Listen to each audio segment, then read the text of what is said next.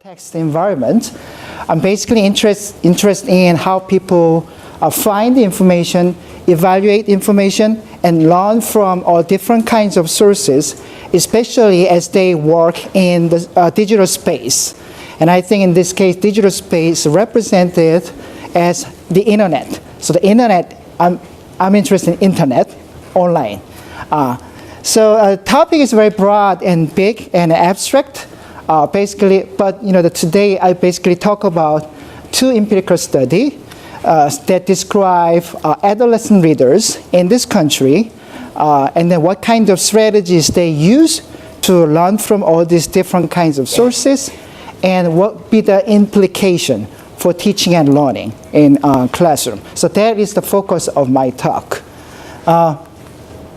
So I have general overview, so I'll briefly talk about my theoretical background, and I have a couple of activity in terms of my methodological orientation, and then I'll share the all details about two empirical studies which are recently published in ARJ and then RRQ, and then hopefully we can have some time for the discussion. These are the word cloud. I just put all the titles of the papers that I wrote in the past 6 years, and I put it into word cloud, and then it generated this thing. So to me, internet is definitely keyword here. Literacy, my field, I feel that I situate myself in literacy and reading, and online text, some strategy, problem, environment. So those are some of the keywords that I've worked on in the past 5 years.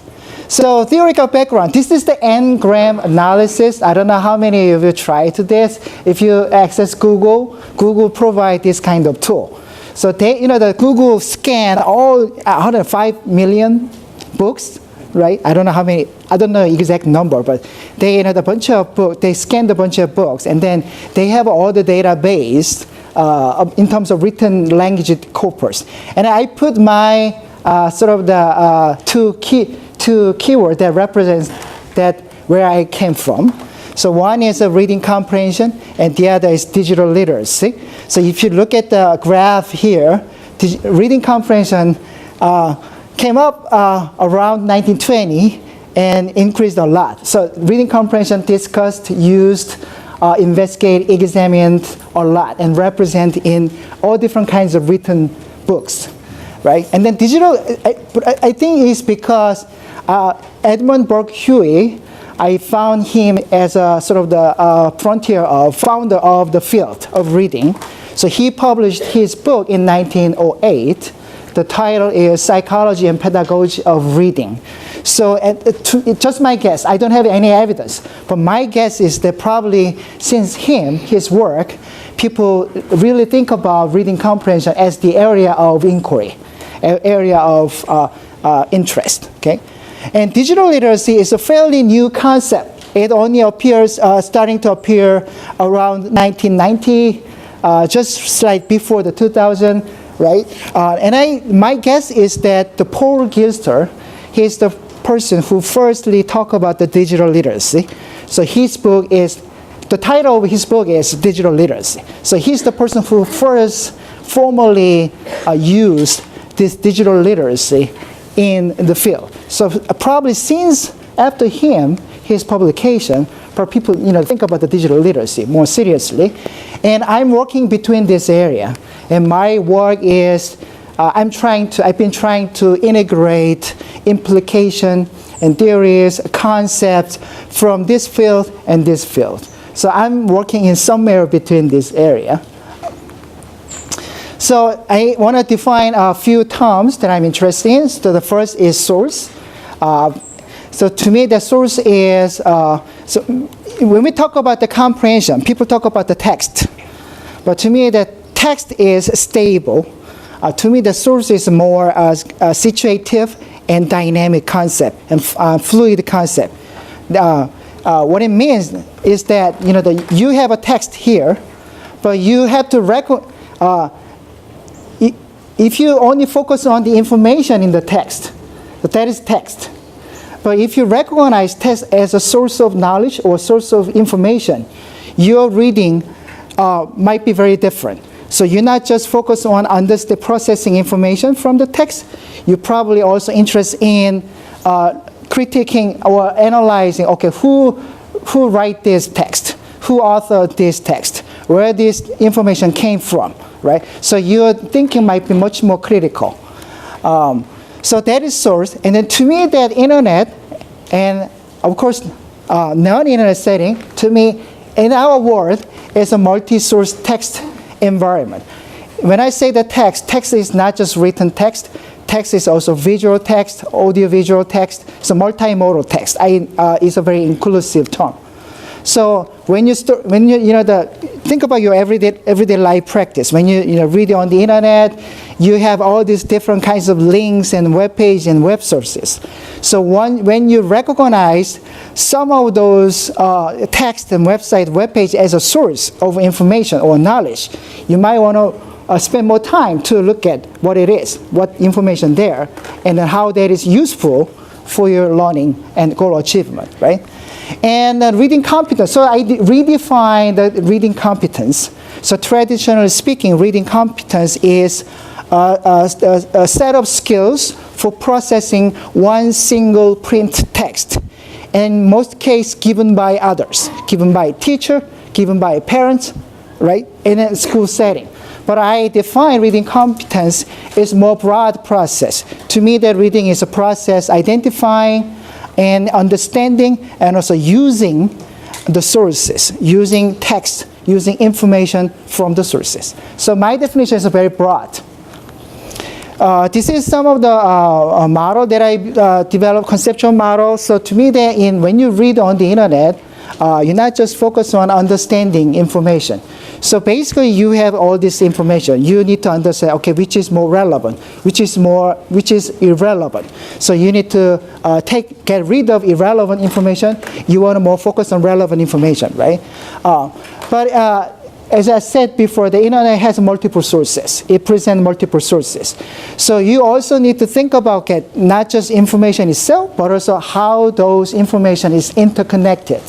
So how one source comes from the other source, how one text disconform or dispute the other source. So you can see the different perspective, different ideas coming from different sources. So I think that's a very important layer of reading. And also, coherent reading path. This means that you start to search using Google or using web browsers to find some information. You unconsciously, you build some kind of path toward your goal achievement. So you read this website first, next. So the pathway is built during the process of reading. You might not be conscious about the process, but I think that the better readers, better learners, they build more coherent reading paths. And then low achieving students, they build incoherent reading paths. So you're distracted by the website. You spend a lot of time to read irrelevant or useless information, rather than focusing on very important, useful information. Okay. So these are different levels of understanding that we imagine from online reading. So methodology. So then my question is how we can know about all these processes, thinking processes, cognitive processes, strategic process that people use. So as a researcher, that's always the question. You need a tool. You need apparatus. You need a toolkit to access what's happening in your mind. But there is no way that you can directly look into your brain, right? There's no way, right? So what I use is a language. So I use the language produced by my participant, my subject, in this case readers, because I think the language is a window into the mind. And also, particularly I'm interested in thinking aloud. The thinking aloud means that you're speaking aloud the ideas or thoughts popped up in your mind. So that this think aloud, generally speaking, reflect what's happening in your mind. Okay, think aloud. So I use the think aloud as a data. So the reader talks something, and then I record all the voices, all the talk, and I transcribe, I use that as a data to infer about their processes, their thinking processes. And these are some of the the methodological issues, because you're not always believe that people, not always people do what they talk, right? So the reliability issue. So some researchers suggest some the methodological alternative. One way is a triangulation. Like you use multiple data set and then you triangulate what the meaning of this data. And also I'm trying to quantify this qualitative data. So basically my analysis of language is qualitative. But I also, once I've done my qualitative analysis, I try to quantify the frequencies and numbers of all these different codes that identified from the language. So I have one short activity. So David, so you're going to help me. I already asked him. So I'm going to ask you, think out loud. Anything happening in your mind when you solve the problem. The caution is that do not try to explain, okay? Just say, just tell, okay? Yep, it's going to be tricky. All right, first thing I want to do is multiply 4 by 5. That's 20. 12 minus 20 is going to be minus 8. So I'm going to hold that in my head. 2 plus 4 is 6. Divide that by 3, that's 2. So that's 3. What did I say the other thing was? Minus 8. So minus 8 plus 3 is minus 5. You ask me?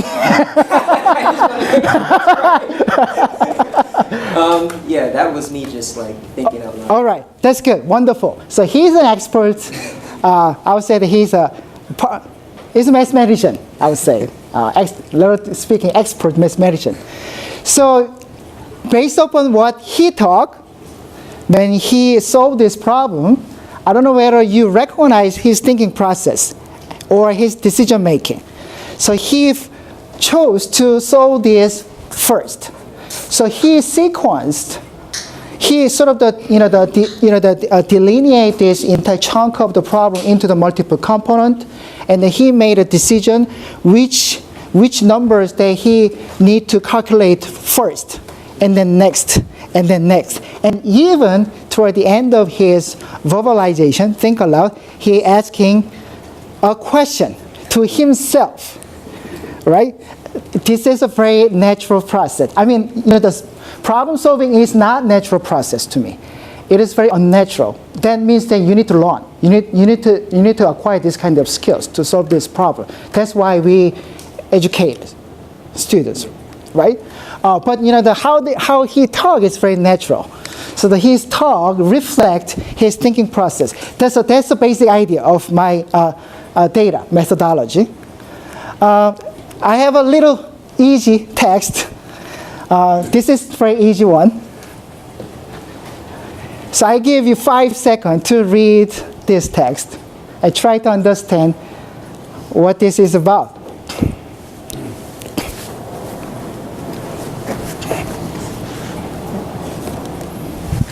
How many minutes do I have? We're done at 1:25, so at least 30. 30 minutes, 35, okay.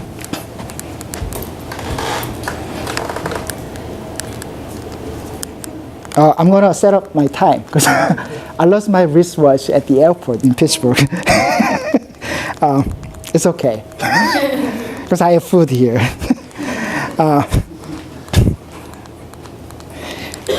So you probably, when you read this text, you use a lot of different kinds of approach and different method and different strategy. And none of them work. Right. Right.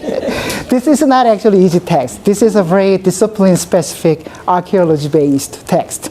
So when we have challenging text, difficult text, we feel that we need to spend more cognition and effort. So all of you are very conscious reader, skilled reader, I would say, and the metacognitive reader. So your metacognition helps you allocate different amount of cognition and effort to solve the problem. Okay, So just imagine, the third grade students, when they read a story or informational text, they might have a similar feelings if they read a difficult text, right? So we should not assume that everyone are able to read. We are a lifelong learner and reader, because you're reading, you're understanding, always responding to the text. Difficulty of the text, also the content, topic of the text. Anyway, so this is another way of think aloud. And by the way, broad point is the arrowhead. So if you know the meaning of this vocabulary, you're reading much easier, become much easier. So think aloud. What I did is, my focus is internet reading. So I'm interested in how students use different kinds of strategies, critical thinking, when they find and then learn from internet sources. So I have a just short 1-minute video to show you. So this is a high school student. So she talks a lot. She talks aloud her thinking processes when she read this website.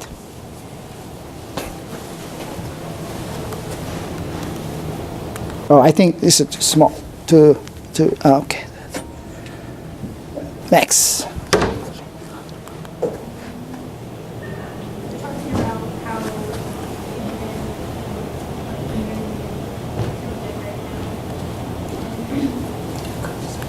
Yeah, it's okay, because I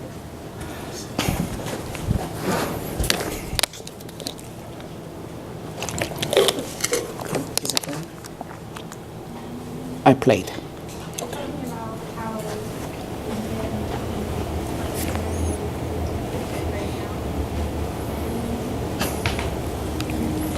All right, my computer, I'm sorry.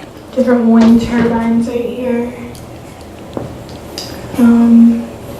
They're just talking about, they have pictures and solutions and references and stuff. They don't really have the price, which is kind of upsetting. Oh, they might, wait, there's more button. What are you thinking? I'm thinking which one I want to click on. Okay. Because I'm not quite sure which one I need to click on, so I'm just going to click the Advanced Offshore Wind Solutions. I'm going to click on Products under this. And I'm clicking more again. And it just gave me the same thing I just saw. That's really aggravating.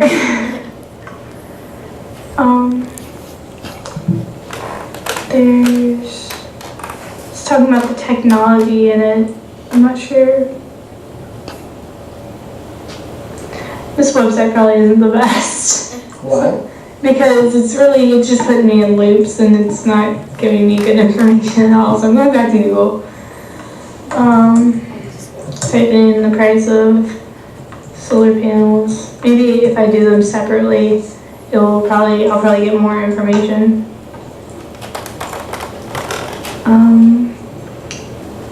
Solarhome.org. That seems good. Why did you think?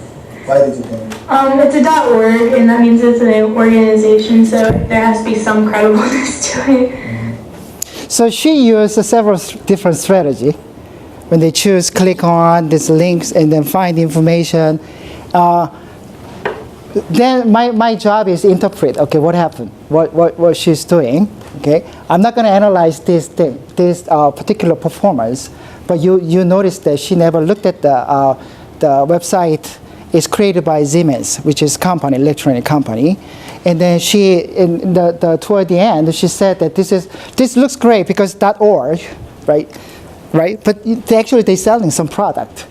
So this reflects how the readers the strategic and critical when they find and evaluate information. Anyway, this is the data. This is data that I use. Okay.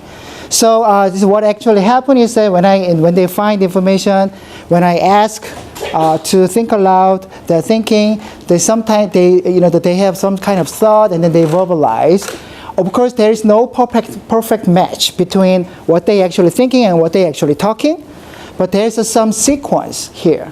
So what I can get is this language data, and I'm making inference using this language data to learn about their thinking processes. This is basically a concurrent verbal protocol analysis. Okay, so I have two studies. The first study, I don't have much time, so I'll go quick a little bit. So I think that when we read on the internet, probably I think the purpose of any kinds of reading is understanding. Making meaning, so constructing meaning. So you learn content, you learn idea, right? So you should use a lot of different kinds of strategy to make meaning, right? But in an internet setting, you need to find the text first because nobody will give you the text, right? So you need to find the relevant source. You need to find something that you have to read or you have to interpret. And in order to do that, you need to evaluate the source, whether this text is reliable, credible, or useful, right? So you need to be critical when you choose the source. And these cognitive reading process, governed by your metacognition, informed by your self-monitoring. So you keep asking yourself, okay, what I'm doing now, what I want to learn, what is my goal, right? What I have to do, what I need, right? So you keep asking yourself to checking the progress of your reading toward achieving the goal of your reading, whatever it is, information location or building new knowledge or building new perspective in many ways, right? So to me that this is a typology and then very simple and it say some universal. It is a universal description of the strategy used in online setting, but it doesn't say any directionality between these strategies, and it doesn't say any magnitudes. So which strategy is more important, right, than others? Question. Okay. So are you saying this is different from what people would do without the internet? No. Oh. No, I'm not. My argument is that internet probably give a situation that you need to be more. So it probably facilitate the use of this strategy, but I don't think that the print reading and online reading is entirely different. To me, the foundational process is pretty much the same, but you might have a different degrees of attention and emphasis on each different things. In classroom, you read all these different sources like article, textbook, right, and lecture note. That is a multiple source, right? So you probably use all this process too. And it's not specific to the particular task and context. So especially to me, the online setting is useful for the students as they navigate some kind of problem and issues, public issues or some problem. And to me, that reading is not just understanding something. Reading is more about, identifying what important things that we have to learn, we have to know. So you need to judge yourself. Okay, what I had to learn here, the value judgment. So to me, the critical question is a part of internet reading process. So I developed one very simple critical questioning task. So my research question is how do high school students use all these 4 types of strategies in critical questioning task. So when I'm saying critical questioning, usually the comprehension task is like this. You read this text, and then I give you the question, you answer the question. That's the traditional comprehension post measure. But my measure is like this. You spend 1 hour to learn about the particular topic using the internet, and then you have to develop one critical question, one compelling question that you want to bring into your classroom for the class debate. So that was the task that I developed. So I constructed some of the relationship between these different strategies, and then how these strategies influenced their learning outcome. In this case, a very sophisticated learning outcome. My participant was from, I did this study in Iowa, when I was in Iowa, so rural high school as a research site.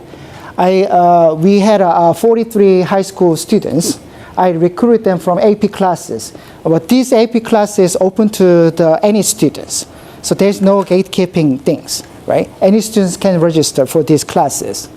And they have some variability in terms of academic achievement, test score. They voluntarily participated in the study. The online inquiry task that I gave them is individual task. I used the controversial topic, mountaintop removal coal mining. We talked about last night a little bit about these mining things. I'll give you some more details about. And 1 hour internet search and critical reading task that I told you. And then think aloud as a data collection method. So this is the mountaintop removal coal mining. So you see that all these mountains, destroyed by the mining company. So mountaintop removal mining is like this. So traditional mining is you tunnel the mountain, right? So underground, you go into the underground and then dig the coals. But these days, company they create a gigantic machine and take the machine into the top of the mountain and then cut the top and then dig the hole. And then you dumped all the residues into the valley. So valley contaminated, intoxicated, the fishes and animals killed, and also it ruined the community, like people living there, human community. And the company argued that, okay, we cut the mountain and then dig the coal. We're gonna use that, the flat area to build commercial buildings or some public facility. They claim that, but there's no evidence that they actually did that, right? So this is a very controversial topic, and you might need to know about the Clean Water Act, and you might need to know about the EPA, Environmental Protection Agency. You might need to know there are multiple people, interest group involved, like National Mining Association, and also there's an activist group, Appalachian Voices, who are against this mountaintop removal mining. I'm sorry, this is my bad. I accidentally put his photo here. But I think these mining issues gets a new life. The coal mining gets a new life in this presidency. Because he's reversing all the coal mining restriction that was established by the Obama administration. So this is a very hot issue there. But I mean, I did study in 2015, so students didn't know. I mean, there's no way that they know about how Trump does these mining things. Anyway, so this is the topic, okay? And this is the my representation of the problem space. So in order to learn about the coal mining, and then to develop the critical question, they need to come up with some keyword, and the keyword has a different types, like keyword related to discourse, keyword related to the types of sources, keywords related to the topic, debate, many things. And they need to access sources that argue for the mountaintop or that argue against the mountaintop. There are some of the sources that present both sides of argument, right? So I did, my doctoral student and I conducted sort of the task analysis. So we anticipate what they're gonna do if they are an expert reader. But as you know, the high school readers are not expert readers. So they don't do that actually. So this is prompt. You will invest on an hour to learn and investigate what issues are out there about mountaintop removal, coal mining, using the internet. The goal is to construct your own critical question and justify why you believe the question is important in addressing a particular issue pertaining to the mountaintop removal mining. And these are some of the data. I checked their topic knowledge. We developed some kind of measures, content measure. And we recorded their voices, also their computer screens. And then we developed a rubric to analyze their written responses, their questions. We watched the video together. Two erators watched the 1 hour video together. And then we used this rubric to score the individual students' performance. And this rubric reflects those, the 4 strategy category. So we have 4 strategy category, and then under each category, there is a sub-strategy there. So if we saw that, particular person used this strategy, we check. So that we gave them a score. And this is a rubric for the critical questioning. We read their question and then their justification statement, and then we have a different quality and a different criteria. So we gave them a question, okay, based upon this rubric. And we did some qualitative verbal protocol analysis selected to just make sure that this verbal report data, what they're talking is actually reflected what they wrote. This is a summary of the scores they got. The topic knowledge is this, and there's some variability in terms of strategy score, and critical question score is like this. Then we looked at the correlation, variable correlation between these different processes and outcome. We controlled for topic knowledge, but there are still correlations. That means that topic knowledge did not influence their reading processes because this topic was very unknown to them. There are students in Iowa. Iowa doesn't have mountain. It's a very new topic to them. But it's a very engaging topic. Once they start to learn about this, they quickly emerge in this topic. So we conducted a path analysis briefly. I don't recall myself all details of this analysis, direct effect, indirect effect, all those things. But if you see here, generally speaking, so critical question is an outcome, and then your metacognition, self-monitoring, monitoring of yourself, your reading process, is always the guide, this strategy process. And it looks like a source evaluation and meaning making mediate this process between metacognition and your learning outcome. So there's some significant effect between and across these processes. But you said that there is no significant effect around the information location. So this diagram briefly, roughly I would say, that roughly speaking, the meaning making is the most important strategy. If you don't read, you cannot create a question, right? So you have to read. You have to read the language, or you have to read the image, or whatever. So you have to understand the information first, and not just information from one source, information from multiple sources, because critical questioning requires understanding of multiple sources. And the second thing is that information location is not quite critical in this process. So in these days, there's a lot of arguments saying that internet, online afford information, increase the information accessibility, right? So the information seeking skills is very important. But I would say that finding information is not sufficient. So even though you find all the information, good information, if you don't read, and if you don't have a skills to understand all this information, that doesn't really contribite your critical questioning, your sophisticated understanding. Well, maybe an alternative explanation would be that the information locations don't vary that much. Yeah, right.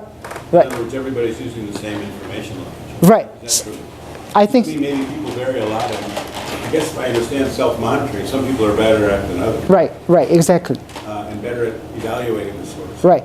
They may have the same. They all may use the same source, so that's a correlation. So that's going to be diminished by lack of variability. Exactly. So that is my alternative explanation of this diagram.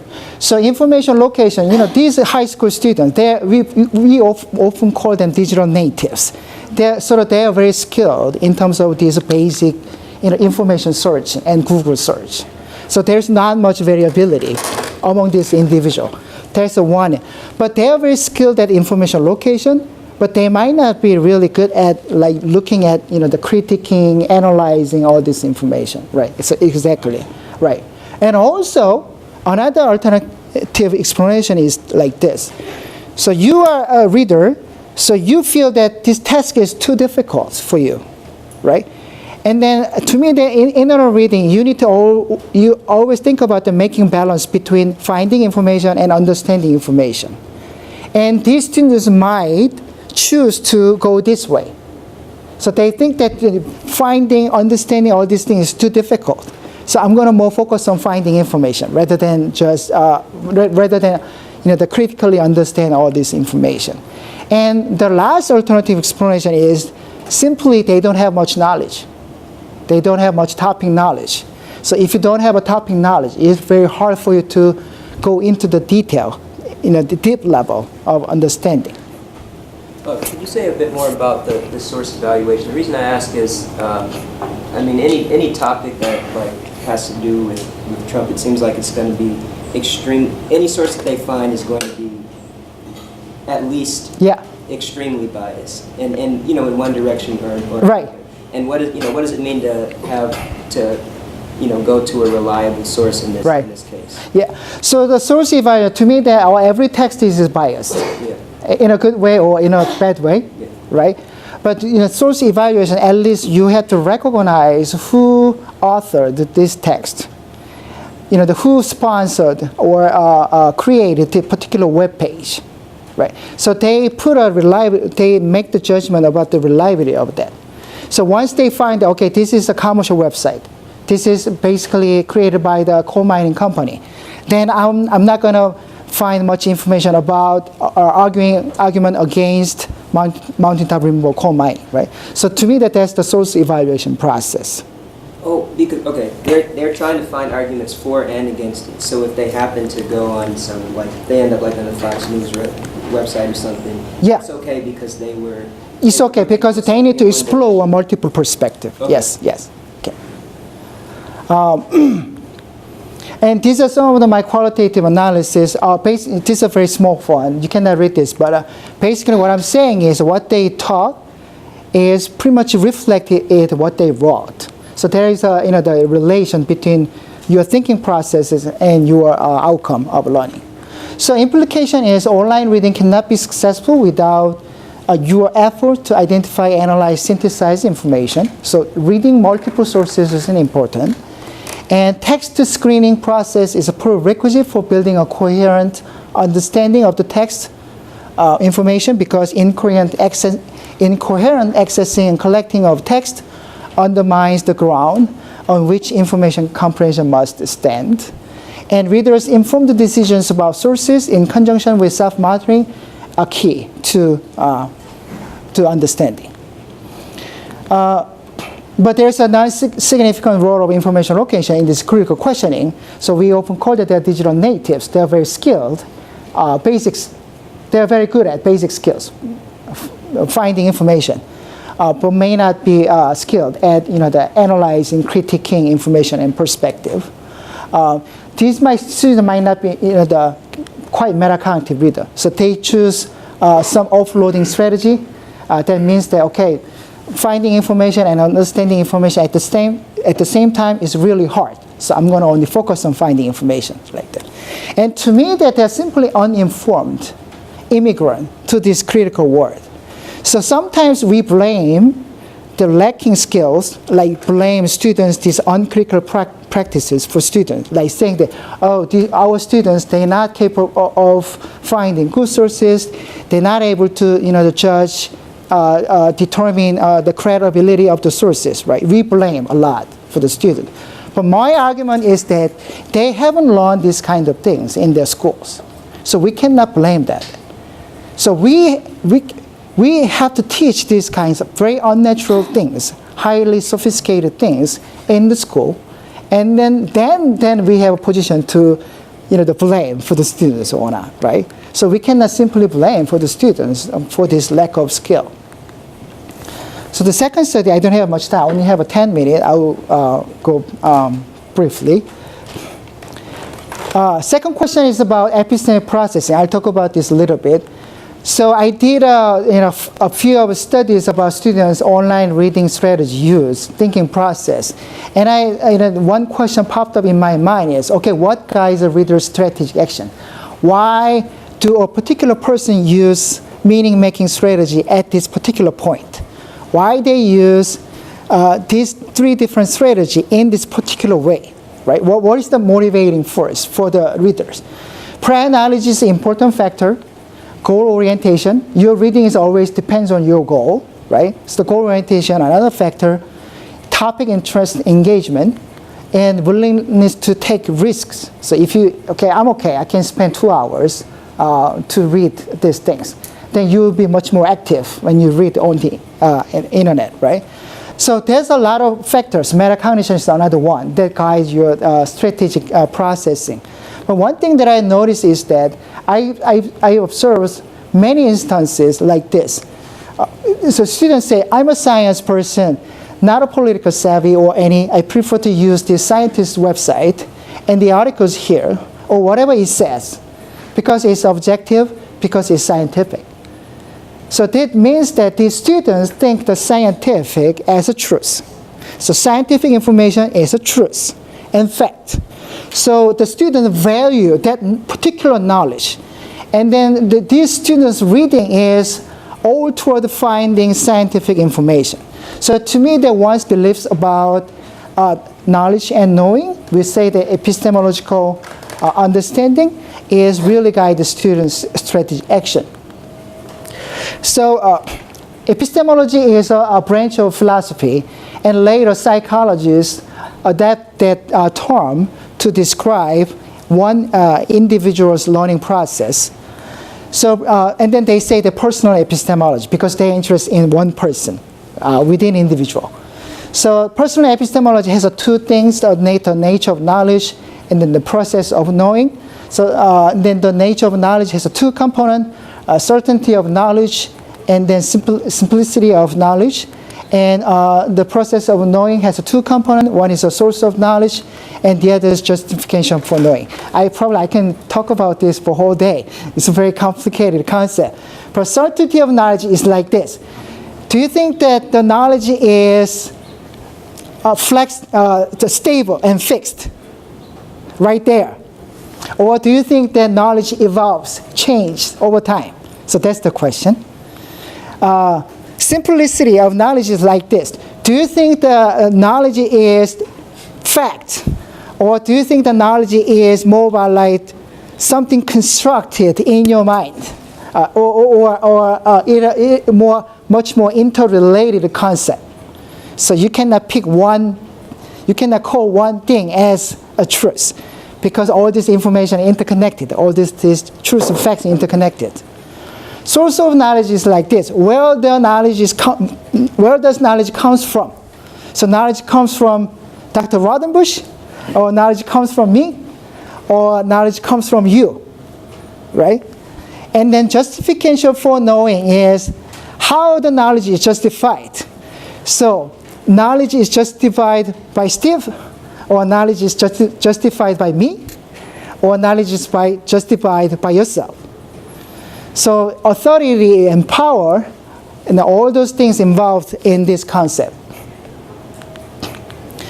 And traditional studies about the personal epistemology, they simply use the questionnaire. So they develop the question and then give the paper to the participant, and then they checked the Likert scale, right, from 1 to 10, saying that I think knowledge is one discrete fact. Then they mark on 10, right? Just looking at that last slide. Okay. So the epistemic. Doesn't that really depend a lot on what the content is? Well, I mean, in other words, some things are very well established. Right. Some branches of science are very stable, and you don't have to construct it. Right. Other things are more uncertain. We don't know, and I mean, I'm just wondering, are you saying that people can be classified into these categories without respect to what it is we're trying to do? I think that's a really important question, and then that's one of the hot topic in the psychology. So domain generality and then domain specificity. So I agree with that. To me, that epistemology of a scientist might be different epistemology of a historian. Because their discipline is different, their understanding of facts and truths is very different, and their way of investigating and justifying which is knowledge or fact is different. Right? So to me, that epistemology is depends on the topic and then discipline and particular content you read. In my study, I didn't examine that. I used the general framework. But I agree with you. And then that's one of the big research question. So traditionally, they use the questionnaire, but I use the think aloud to me that, the thinking is always epistemology always come into play when you learn something, when you make judgment about what people talk, right? You make judgment about the authority, and you make judgment about the content of content produced by that particular authority, right? So I use the term epistemic processing rather than epistemic beliefs, because to me the epistemic belief is a very stable concept. To me the epistemic processing is more dynamic and fluid concept. So I use the think aloud data, and I particularly interested in how these epistemic beliefs relate to when they make judgment about the source, when they make judgment about the credibility and reliability and expertise and authority of the text. So that's the question. Okay, so what are the epistemological processing the students use, and then how their epistemological engagement is different between more successful learners and less successful learners in this particular online setting. So it's basically from the same data set, 43 students from high school students, and based upon multiple measures analysis, we rank the 43 participants in order of their outcome achievement. So their post-comprehension score, and then the quality of their critical question. So we rank them in this order. And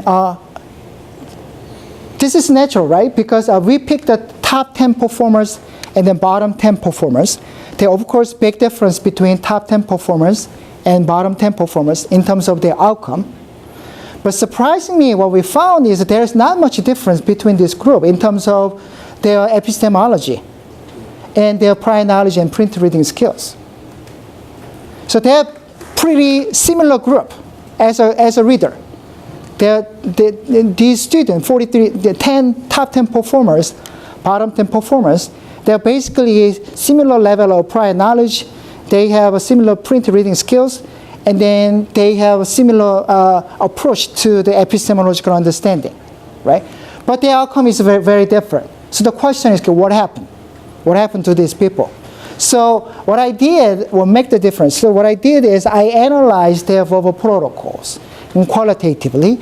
I use a ground theory approach, which means that I look at the data first, and of course I have a perspective here, but I look at the data and try to come up with the different codes and different categories, right? So that tells me about the student performance. So I generate theory from the data. So that's the ground theory. And this is the course that we identify from these 10 performers, 10 top performers and bottom performers. So they engage epistemic judgment, epistemic monitoring, epistemic regulation. Many of them did a very acritical process. They simply, okay, this is the Google present, this is first link, so I click on it. So many of the students just click on the first link without thinking anything. Just they automatically click on it because some students believe that it's going to be more relevant, right? But they use some more nicer, sophisticated thinking skills. Like for example, they notice the authority. Like, oh, okay, this is .org, this is .com, this is .gov, this is .edu. They also analyze the authority. Okay, this is .org, but this organization tried to sell products. So I'm suspicious about their credibility, right? So they engage in some kind of probing. And these are all those processes. I don't have much time to describe all this process. But anyway, these processes involve epistemic beliefs, epistemological understanding from this student. And then we check some correlation. The yellow thing is very surface level process, and the process that are not quite helpful for the students' learning. And this yellow process is correlated, and also this the green process. I would say that this is a surface level, basic level epistemic processing. They are also correlated, and these blue things to me that these blue things are quite sophisticated.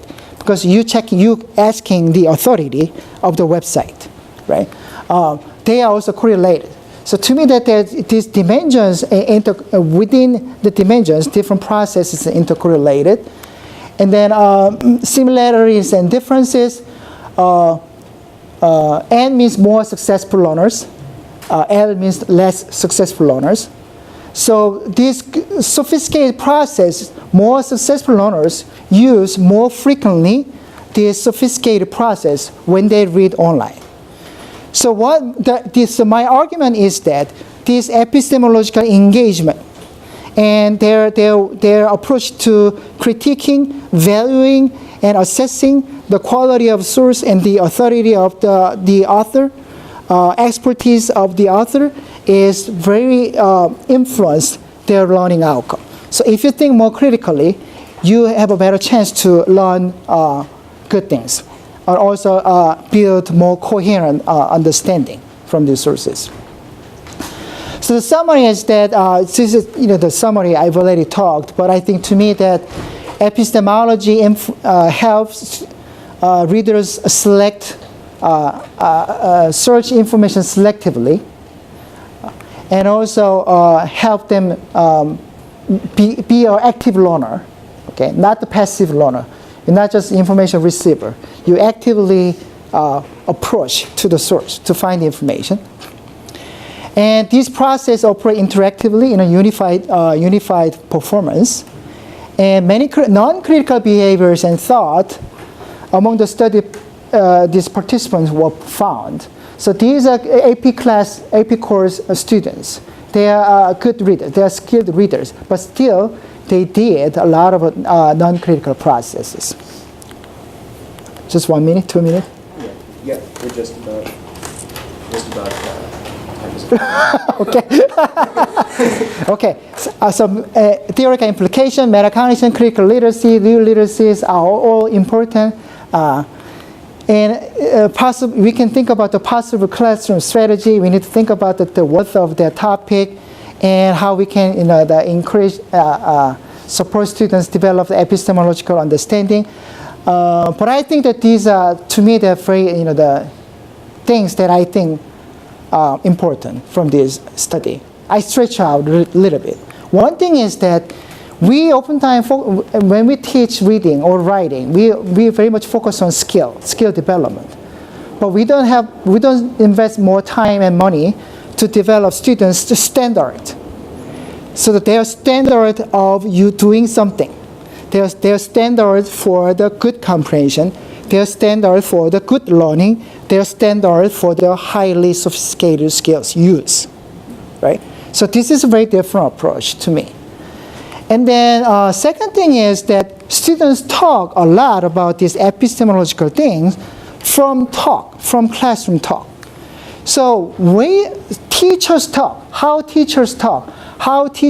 about knowledge, fact, truth, knowing is really really informs students' understanding, implicitly influence the students in the acquiring, okay, this is a knowledge that I learned in this classroom. Okay? So if you keep using one textbook, if you keep saying that, okay, this is the right answer, probably your students' epistemology is going to be narrowed, right? But if you brought the multiple ideas, multiple perspectives, different sources, if you say that there is no obvious right answer, there's a legitimate answer, legitimate response, but you always need to examine whether the answer is legitimate or not. If your talk is like that, your students' epistemological space will be much broader. So that's another implication. And the last one is this currently, the test-driven culture of our public schools. Think about the test you took in your life, in your school days. You have a question, and you have an answer. Your job is finding the right answer. And think about what kind of epistemology involved in this task. Very narrow. So the type of epistemology you engage in taking tests is only finding answer. So it assumes that you think that the fact and truth are there. And my job is finding that answer, rather than construct knowledge, rather than critique and analyze knowledge. So that's it. Thank you. I have more slides, but I will do that. Thank you so much. I'm sorry I spent the time.